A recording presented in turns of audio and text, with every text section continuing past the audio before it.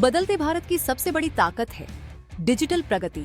Banking, शिक्षा, नौकरी, खरीदारी, हेल्थ केयर, सब कुछ अब एक क्लिक पर उपलब्ध है।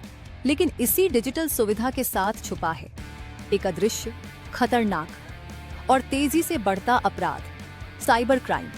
इस अपराध से लड़ने के लिए भारत सरकार ने वर्ष 2000 में एक ऐतिहासिक कदम उठाया, सूचना प्रौद्योगिकी अधिनियम यानी आईटी एक्ट 2000। इस अधिनियम का उद्देश्य था ई गवर्नेंस को कानूनी वैधता देना, ई कॉमर्स को सुरक्षा देना और सबसे अहम साइबर अपराधों को परिभाषित करना, उनका दंड तय करना और नागरिकों की सुरक्षा सुनिश्चित करना। तो आखिर साइबर क्राइम की कानूनी परिभाषा क्या है? इट एक्ट के अनुसार अगर कोई व्यक्ति कंप्यूटर, इंटरनेट, नेटवर्क या मोबाइल का उपयोग करके किसी दूसरे व्यक्ति या संस्था को आर्थिक, मानसिक या सामाजिक नुकसान पहुंचाता है तो वह कार्य साइबर अपराध कहलाता है। इस अधिनियम के तहत विभिन्न धाराएं तय की गई हैं जो हर तरह के डिजिटल अपराध को कानूनी ढांचे में लाती हैं। अब जानते हैं आईटी एक्ट 2000 के तहत कुछ प्रमुख साइबर अपराध और उनकी धाराएं। धारा 35, किसी कंप्यूटर में बिना अनुमति घुसना डेटा चोरी माना जाता है। धारा 66, कंप्यूटर हैकिंग, 3 साल की सजा और RS 5 लाख तक जुर्माना। धारा 66, पहचान की चोरी जैसे पासवर्ड या डिजिटल सिग्नेचर का दुरुपयोग। धारा 66D, ऑनलाइन फ्रॉड, फर्जी वेबसाइट, कॉल या ईमेल के जरिए ठगी।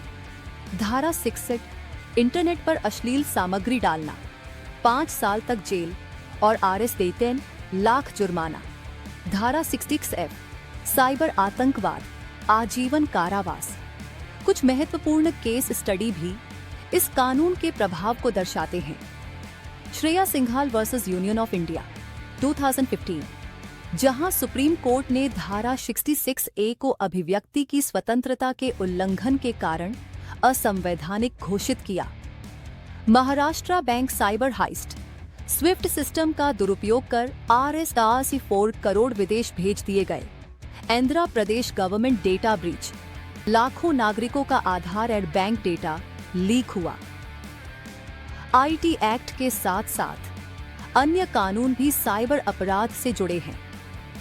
भारतीय दंड संहिता IPC की धारा 420, धोखाधड़ी, वॉर 66, जालसाजी, पांचसापी, धमकी देना और एविडेंस एक्ट की धारा 60B, इलेक्ट्रॉनिक रिकॉर्ड को कानूनी सबूत मान्यता देती है। सरकारी संस्थान जो साइबर अपराधों से निपटते हैं, RTM, साइबर हमलों की निगरानी और समाधान, NCIPC, महत्वपूर्ण इंफ्रास्ट्रक्चर की रक्षा, साइबर क्राइम पुलिस सेल, राज्य स्तर पर जांच cybercrime.gov.in, ऑनलाइन शिकायत पोर्टल, हेल्पलाइन 1930, त्वरित आर्थिक साइबर फ्रॉड रिपोर्टिंग के लिए 2008 में हुए संशोधन ने और मजबूत किया कानून को। नई धाराएं जोड़ी गई 66A से 66F तक, 67A, 67B, 67C, जो पहचान की चोरी, अश्लीलता और ISPs की जिम्मेदारियों को स्पष्ट करती हैं।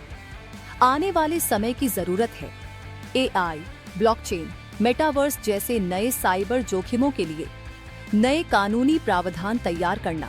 आईटी एक्ट 2000 भारत की डिजिटल सुरक्षा की आधारशिला है, लेकिन इस कानून की सफलता निर्भर है नागरिकों की जागरूकता, पुलिस की ट्रेनिंग और न्याय प्रणाली की तत्परता पर।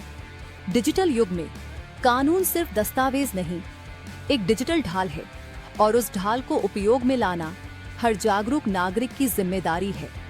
यह वीडियो प्रस्तुत कर रहा है eclass.net, भारत की नई साइबर शिक्षण क्रांति का मंच कोर्स। साइबर क्राइम और कानून, जानें अपने अधिकार, समझें अपनी जिम्मेदारी की जिम्मेदारी।